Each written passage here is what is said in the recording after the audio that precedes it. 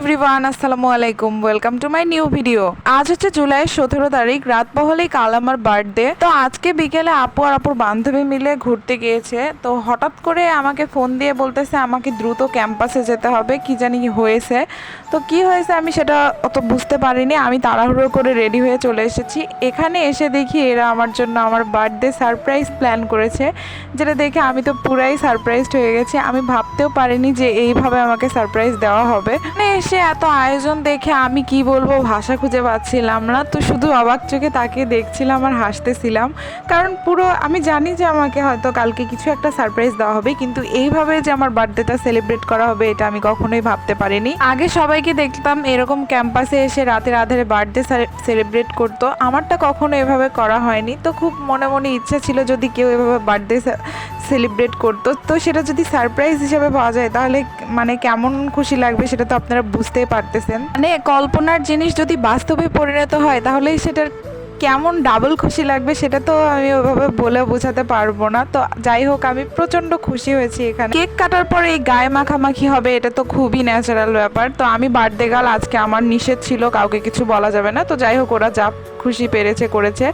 তো এই birthday celebrate করা কমপ্লিট করে আমরা মেসে চলে এসেছি, আর এখন বাজে রাত 12টা, মানে আমার বার্থডে শুরু হয়ে গেছে। তো আপু ভাবলো যে চলো আজকে তোমার যেহেতু বার্থডে, তো ইট জোড়া দিয়ে আমরা ছাদে কিছু একটা রান্না করে খাই।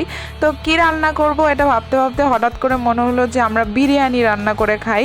ছাদে ইট জোড়া দিয়ে রান্না করছি কারণ আমাদের মেসের যে চুলাটা সেখানে 8:30টার পরে আর যাওয়া হয় না। তো কিছু খেতে মন চাইলে আমরা এখানে ইট জোড়া দিয়েই কাগজ পুড়িয়ে কিছু না কিছু বানিয়ে খাই। এইগুলো কিন্তু একটা আলাদা অন্যরকম মজা। তো যাই হোক, মেস লাইফ যতটা দুঃখের আছে ততটা এনজয়েবলও আছে।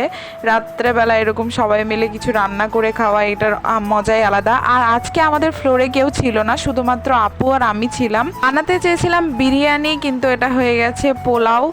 তো যাই হোক, কিছু করার নেই, কারণ এখানে আমরা বিরিয়ানি রান্না করতে হলে চালটা ভেজে নিতে হতো, আর আমরা এইরকম কাগজ পুড়িয়ে অতটা ঝামেলার মধ্যে যেতে চাইছিলাম না। তো সেই জন্য একদম হাতে মেখেই সব কিছু করেছি। এগুলো কাইন্ড অফ খিচুড়ি টাইপ হয়েছে, আর এইগুলো করতে কিন্তু বেশ মজা লাগতেছিল। জন্মদিনের শুরুটা যদি এতটা ভালো হয় তাহলে মানে ভাবতেই পারতেছেন যে আমার ভিতরে কতটা খুশি লাগতেছিল। পরিবার ছাড়া এরকমভাবে মেসে থাকা, তো মেস লাইফও আসলে আমাদের একটা পরিবার।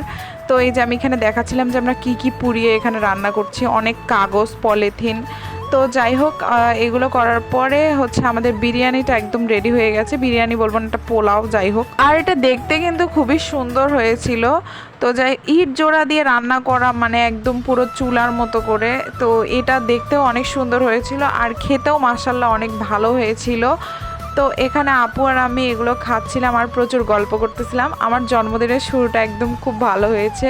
আমার আগের বারের জন্মদিনটা খুব খারাপ গিয়েছিল, কারণ কোটা আন্দোলনের জন্য সব ইন্টারনেট বন্ধ ছিল। তো কেউ আমার সাথে যোগাযোগ পর্যন্ত করে একটা উইশ করবে সেটাও করতে পারেনি। তো যাই হোক, এবারের জন্মদিনটা আমার অনেক ভালো কেটেছে, শুরুটা অনেক ভালো হয়েছে। আমি অনেক বেশি খুশি হয়েছি। থ্যাংক ইউ সো মাচ আপু, আমাকে এত সুন্দর একটা সারপ্রাইজ দেওয়ার জন্য আর আমাকে এতটা স্পেশাল ফিল করার জন্য। আর এই যে এই ফুলের বুকে আর চকলেটটা আমার মামা আমাকে গিফট করেছে। তো থ্যাংক ইউ সো মাচ মামা, তোমাকেও আমাকে এত সুন্দর একটা ইচ্ছা পূরণ করার জন্য। ফুলের বুকেটা আমি কোনো ভিডিও করতে পারিনি, তো সেই জন্য ছবি অ্যাড করে দিলাম। তো এই ছিল আমার আজকের ভিডিওটি কেমন লাগলো অবশ্যই আমাকে কমেন্ট করে জানাবেন। Thank you so much, bye by.